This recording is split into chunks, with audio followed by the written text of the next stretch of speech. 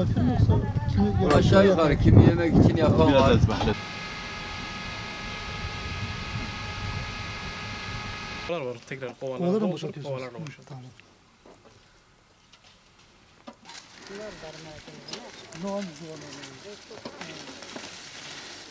ne kadar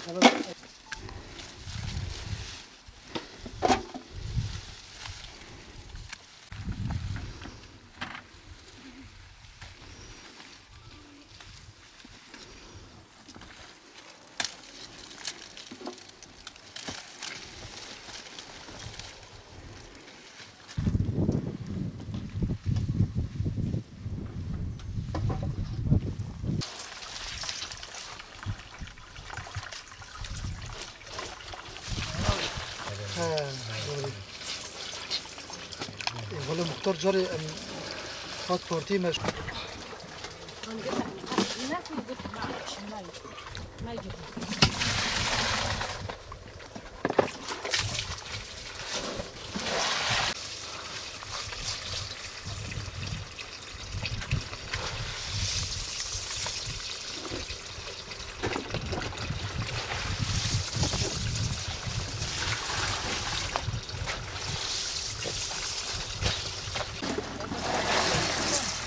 نعم كل شيء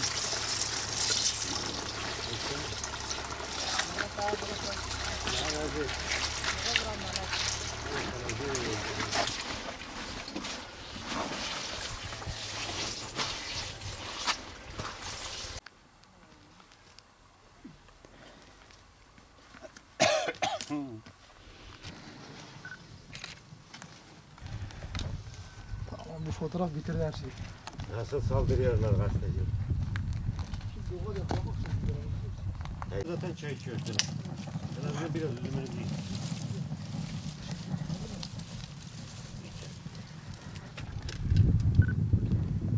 Güzel Meryem biniyor ha.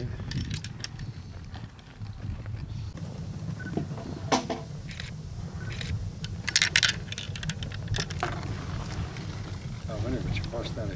Evet.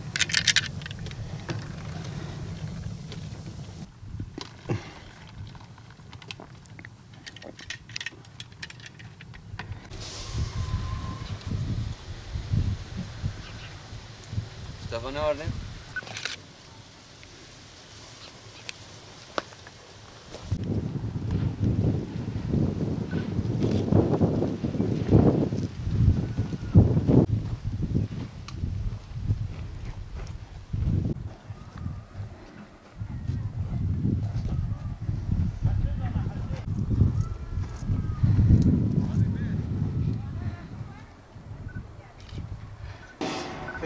Kaldır çabuk.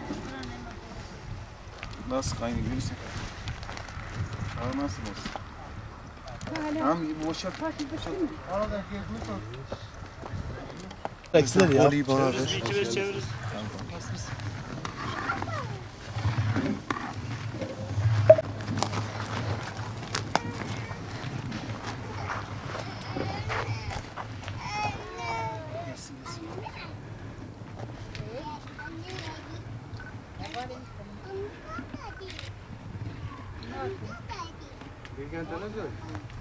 Basın servis olarak mı? Gelsenize ya. Gelsenize.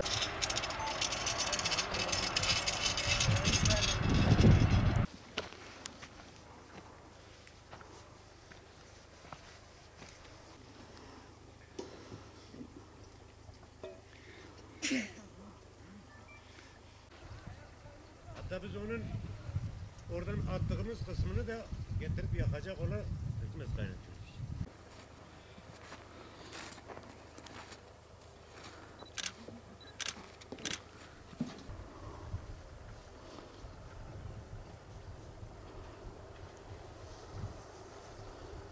Şöyle almak lazım değil mi? Allah.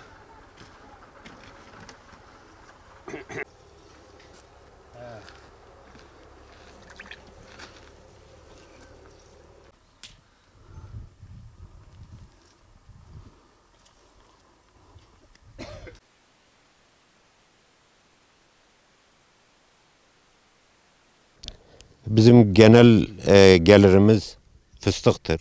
bağdır. Yani bizim gelirimizin çoğu bağdır. Uğraşımız bağdır. Fıstığı işçilerle yaparız, köylülerle yaparız ama bağı kendimiz yaparız. Şimdi üzümleri önce işçilerimiz topluyor.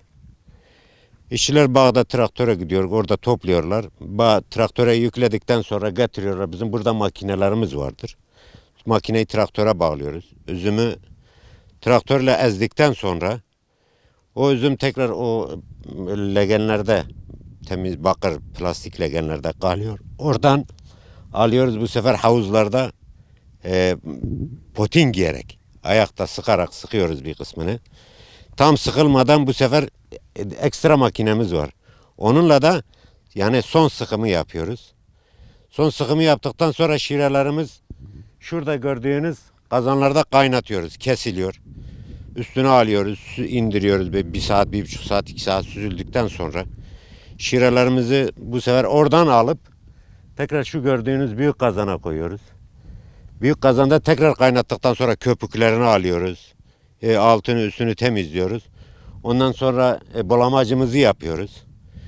Bu kesme ve bastık için yapılan bulamaçlardır. Bulamacımızı yaptıktan sonra buradan leğenlerimiz şu anda gördüğünüz orada 70-80 tane leğen var. Kablar. Onlara koyduktan sonra gece bekletiyoruz. Gece soğukta donduktan sonra o gecenin soğuğunu yedikten sonra sabahleyin şu anda gördüğümüz şu sergilerin üzerinde leğenlerin içinde dilimleyerek şu sergilerin üzerine tek tek seriyoruz. Bunlar böyle bir süre sonra 2 gün tahmini 2 gün geçtikten sonra bunları bir daha çeviriyoruz. Altını üstüne getiriyoruz işte nemli kalmasın, ıslak kalmasın diye. Ondan sonra da 2-3 gün yine kaldıktan sonra bu çekçekinki kesme dediğimiz. Bir de pestilin var. Pestilinki de aynı bulamacı yapıyoruz. Tabii onun bulamacı farklı. Kadayıflık undan bir de nişastadan yapıyoruz. Mısır nişastasından. Onu da yapıyoruz. Büyük bezlerimiz var. Şöyle 1'e 1,5 gibi alıyoruz onu bezlerin üzerinde gezdire tamamen gezdirdikten sonra şuraya yere seriyoruz. Onlar da bir gün kaldıktan sonra kaldırıyoruz. Şu anda gördüğünüz sergenler var orada. O bastıkları alıyoruz, o sergenlerin üzerine seriyoruz, böyle diziyoruz. Bir de havalandırıyoruz yani. Çünkü yerde kalınca nem kalabiliyor. Onları da orada serdikten sonra bir müddet sonra kuruduktan sonra bu sefer pestilleri de bezlerin altını ıslatarak oradan düşürüyoruz. Pestiller de bu şekilde yapılıyor. Pekmeze gelelim. Pekmezde o şireleri orada ayırdıktan sonra tekrar bu tepsilerimiz var. Şu anda gördüğünüz aşağıda 2 tane tepsi var. Süzdüğümüz temiz şireleri bu sefer o tepsilere koyuyoruz. Tepsilerde harlı ateşle değil, sakin ateşle kaynatıyoruz, üstüne alıyoruz, kaynatıyoruz, üstüne alıyoruz. Onları da tamamen olgunlaşmadan indiriyoruz. Bu sefer 1-2 günde güneşte bekletiyoruz onları. Hem güneşin tadı hem pekmezin kıvamı oluşana kadar onları da o şekilde yapıyoruz. Emeğimizin karşılığını aslında alıcısını bulsak alabiliyoruz. Fakat yani devletin elinden bizim karşılığımız yoktur. Devletten bizim bu emeğimizin karşılığı yok. Bedeli de yok. Alıcısı da yok. Ama sağ olsun çevre alıyor, satıyoruz. O şekilde en azından masrafımızı, giderlerimizi karşılıyoruz.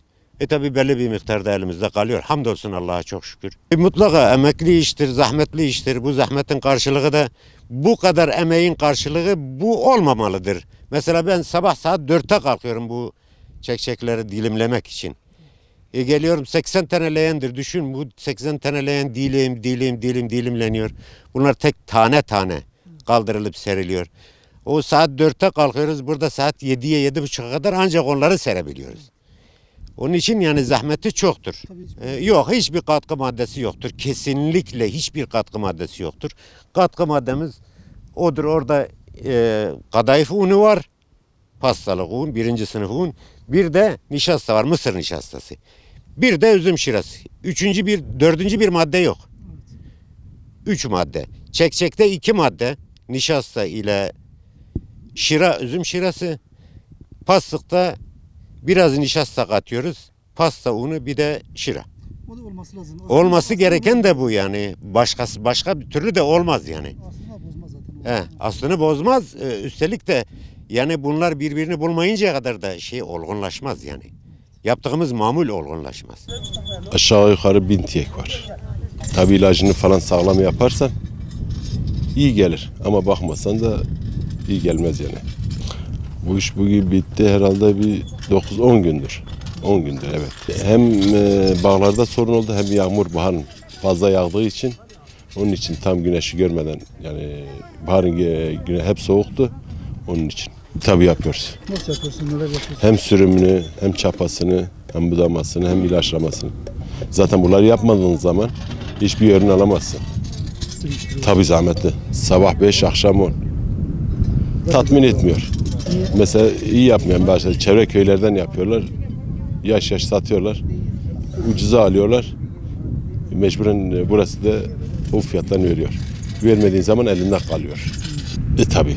Tabii var. Örnek alması lazım. Olduğu halde gene de ucuza veriyorlar yani. Yani onların yaptığı çek, bestil olsun, bekmez olsun. Çevre köylerin hiçbiri burayı tutmaz. Şimdi kışın ilk başta birinci, ikinci ayda budaması yapılır. Ondan sonra sürümü zaten daha önce de sonbaharın sonunda 11. 12. ayda sürümü yapılır. Ondan sonra budaması yapılır. Budamasından sonra ilaçlamasıdır. Tekrar sürümüdür. Zaten sürüm daha çok gider.